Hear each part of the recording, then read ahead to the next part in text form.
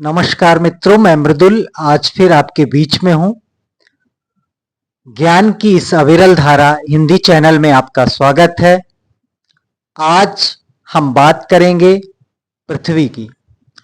तो पृथ्वी के पर्यायवाची के बहुत सारे स्वरूप यहाँ पर दिए गए हैं, लेकिन विशेष ये देखना पड़ेगा कि आसान शब्द कौन से हैं और कठिन कौन से शब्द हैं। तो आसान शब्दों को आप अलग कर सकते हैं और कठिन शब्दों को आप अलग कर सकते हैं। तो भूमि, धरा, धरती, वसुंधरा, वसुधा, धरणी, मही, मेदिनी, क्षिति, क्षमा, छोड़ी, वसुमती, बीजप्रसु, अचला, जगती, अवनी, इला, प्रहुभि, धाप्ती, उर्वी, रत्नगर्भा, विश्वंभरा, ज्या, काश्यपी। ये शब्द हैं जो पृथ्वी के पर्यायवाची हैं। तो इसमें कुछ बहुत आसान शब्द हैं, जैसे भू है, भूमि है, धरा, धरती, वसुंधरा, वसुधा, धरणी, मही, ये सब पर्यायवाची पृथ्वी के हैं। मेदिनी पृथ्वी को कहा जाता है। क्षिति, क्षिति भी पृथ्वी का पर्यायवाची है। क्षमा, क्षमा शब्द शायद इसलिए कहा गया क्योंकि पृथ्वी पर बहुत सारे कार्य मनुष्य करता है, चाहे वो बिल्डिंग खड़ी करे, चाहे खुद चले, चाहे पुल बनाए, चाहे जितना भी निर्माण करे, लेकिन पृथ्वी हर चीज जो है हर व्यक्ति को क्षमा करती है, तो इसीलिए क्षमा कहा गया। छोड़ी भी पृथ्वी का पर्यायवाची है। वसुमती कहा जाता है।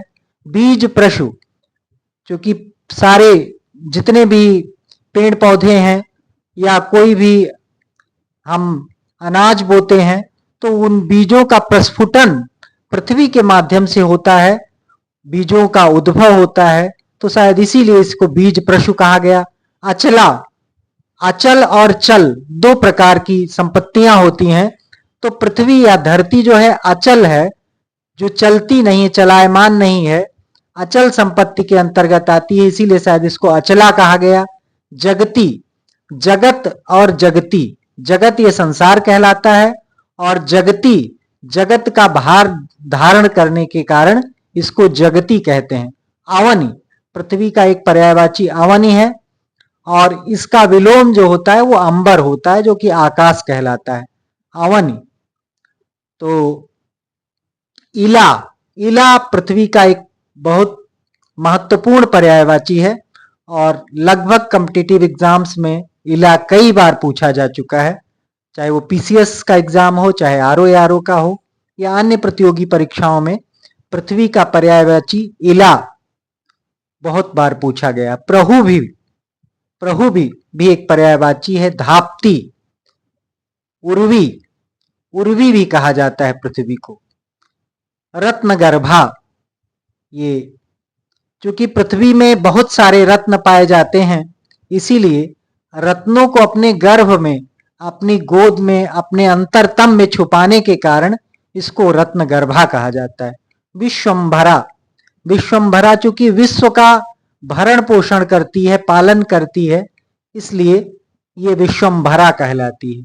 ज्या, ज्या जैसे कि गोले में आप देखते होंगे त्रिज्या होती है, तो वो नापने के काम में आती, तो ज्या शायद पृथ्वी का इसीलिए पर्यायवाची हुआ क्योंकि ये एक तरह की एक नाप बताती है, जो समुद्र में, पूरे जल में एक पैमाना बताती है, तो इसीलिए ज्या कहा गया। काश्यप भी इसका एक बहुप्रचलित नाम है। तो पृथ्वी के ढेर सारे पर्यायवाची हैं, जिसमें से कुछ खास पर्यायवाची, कुछ विशेष पर्यायवाची ये हैं। इसमें से कुछ बहुत सहज शब्द हैं और कुछ थोड़ा सा कठिन है। तो ये ध्यान देने वाली बात है कि इन सबको 2 बार में, 3 बार में जब आप दोहराव करेंगे तो बड़ी आसानी से ये हो जाएगा। और इस तरह से आगे भी हम जो खास खास शब्दों के पर्यायवाची हैं उन्हें बताने का प्रयास करेंगे और समझाने का भी प्रयास करेंगे। कुछ शब्द हैं जिनके अर्थ स्वाभाविक रूप से निकलते हैं और कुछ शब्द ऐसे हैं जो बहुत आसान नहीं है जिनका अर्थ निकालना, तो वो कुछ शब्द आपको स्वतः रटने ही पड़ेंगे। तो इसी के साथ मैं अपनी वाणी को विराम देता हूँ। शुभ रात्रि, नमस्कार।